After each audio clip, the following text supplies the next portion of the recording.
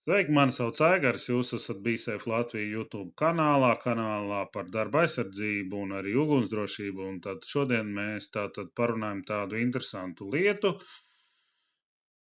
ko es saucu par ātri paņemamu informāciju priekš ugunsdzēsējiem. Bet, protams, ka šī informācija noderēs arī jebkuram citam, ja es vienkārši tā esmu šobrīd viņu nosaucis. Tad mums ir faktiski izvēle izdarīt kaut kādas lietas, kā parasti mēs izdarīt minimumu, to, ko neprasa, to nedarām un ceram uz visu to labāko. Bet, protams, ka mēs varam gatavoties arī sliktākam un, teiksim, gudri uzņēmumi, teikšu, kā ir, gatavojās sliktākam, maksimāli domā, modelē, tāpēc arī veido kaut kādas mācības, ne tikai tur skriešana no telpas ārā, bet daudz specifiskākas lietas, jā. Un viena no tām būtu sagatavot maksimāli daudz informācijas ārkārtas situācijai, šajā gadījumā ugunsgrēka gadījumā. Protams, tā informācija var būt uz vienas lapas, var būt uz divām lapām. Viņa var stāvēt vienā vietā, viņa var stāvēt katrā ēkas stūrī, viņa var būt ielaminēta, nelaminēta.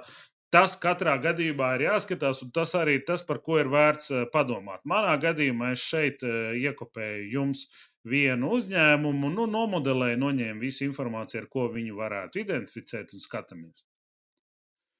Tātad šeit ir lapa sagatavot uzņēmumam, ir reizes arī darbiniekiem. Tātad, ko mēs redzam? Tātad šī baltā lapa, tātad ir redzams sijā ar visu šo te adresi, jo dažreiz ārkārtas situācijā cilvēki aizmirst, kāda adresē viņi atrodas. Vēl jau vairāk, ja teiksim, tas ir kaut kādā brīdī būvniecībā. Ja šodien viņš ir tur, rītdien šur, ja, tāpēc it kā, protams, būvniecībā es neesmu redzējis, ka to taisīt, bet tam ir sava loģika, jo, ja mēs piezvanam, ugunsdzēsēji mums prasīs, kādā adresē. Ja? Un tālāk ir tātad faktiski telpu tāda schēma vispārīga, un telpās, un ne tikai telpās, ārpusē atrodošos lietu apraksts. Tad, ko mēs šeit varam redzēt? Tad mēs varam redzēt elektrosadalas skapjus, un mēs redzam viņu atslēgumu, tātad biroja atslēgumu, ražošanas noliktavas un visa objekta. Pie tam, kas ir svarīgi, tātad objektā noskaidrot, un to var noskaidrot ar Latvijas Energo un sadalas tīklu, ir tātad arī viņiem savs kodējums un faktiski daļu no šiem te apakšstacijām viņi var atslēgt attālināt. Un tam īstenībā ir ļoti liela nozīme. Ja mēs zinām numuru un mēs esam nokārtojuši, ka viņi var atslēgt. Tas nozīmē, ka ir gadījumi, ka, teiksim, ražošana nemaz iekšā nevar atslēgt. Un arī šajā gadījumā uzņēmumā šeit, kur ir šis objekta atslēgums, neviens tur iekšā netiek. Tas nozīmē, ka elektrība līdz biroja skapim vai līdz ražošanas vai līdz noliktavas vienalga aiziet. Līdz ar to var būt situācija, atbrauc ugunsdzēsēji, elektrība nav iespējams, vai viņi nav pārliecināti, ka viņi var atslēgt, un nenotiek šie dzēšanas darbi. Un ugunsgrēks visu laiku attīstās, kamēr beigās īsti nav ko dzēst. Tā mums ir, teiksim, zināms telefons. Šeit varētu būt, piemēram, arī telefons, uz ko zvanīt. Tur, nezinu, 112212 un nosaukt šo te objektā TN1.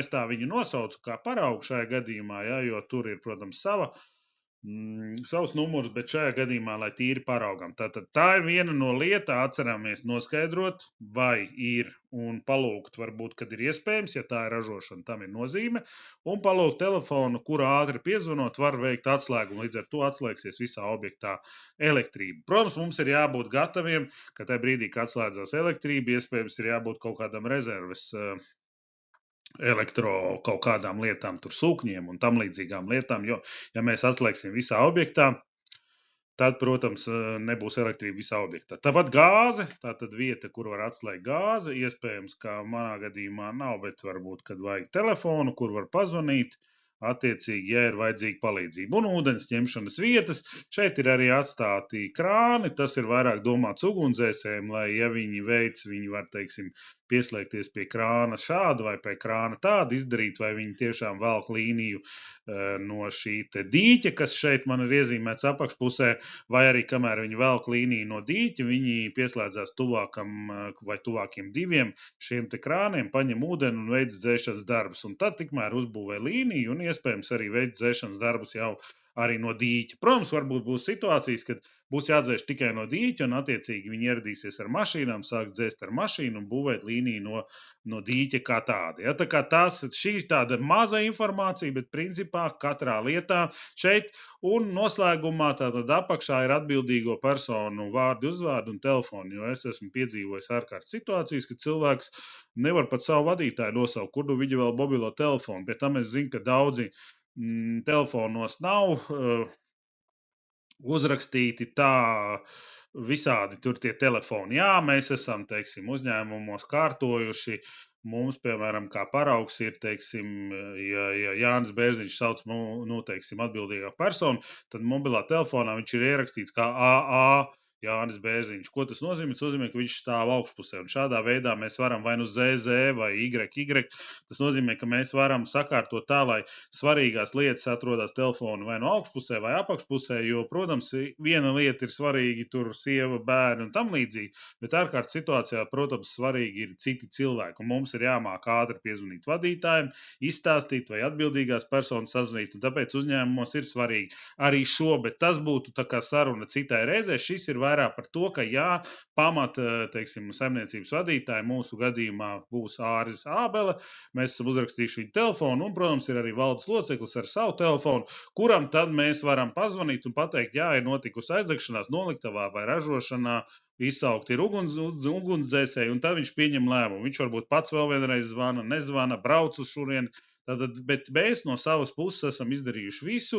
Viņš var arī pārjautāt, vai ir atslēgts elektrība, vai ir gāze atslēgta, vai ir vēl kaut kas, ja, jo varbūt tās situācijas. Varbūt ir atvērts, ja ir uzņēmumā šie te iekšējie hidranti, vai ir ārējie hidranti, vai ir cilvēki, kas sagaida ugunsdzēsējs. Tā kā tās lietas arī var droši rakstīt, un arī izspēlēt šajās te mācībās, lai tiešām cilvēki zina, kas ir svarīgs, bet pats galvenais atceramies, tas, kas ir uzrakstīts uz papīra, tas paliek un to nekādā veidā nevar izdzēst. Un, ja vēl vairāk viņš atrodas vairākās vietās, mēs varam šo te karti nosacīti paņemt. Otrā pusē varbūt ir kaut kādi vēl telefoni vai vēl kaut kāda specifiska informācija, kas tiešām varētu ugunsdzēsējiem palīdzēt. Mēs viņu atbrauc ugunsdzēsējiem, mēs viņiem iedodam, viņi redz gan atbildīgās personas, gan telefonus, gan plānus, un viņi var tad attiecīgi savu dzēšanas plānu pakārtot visam šim.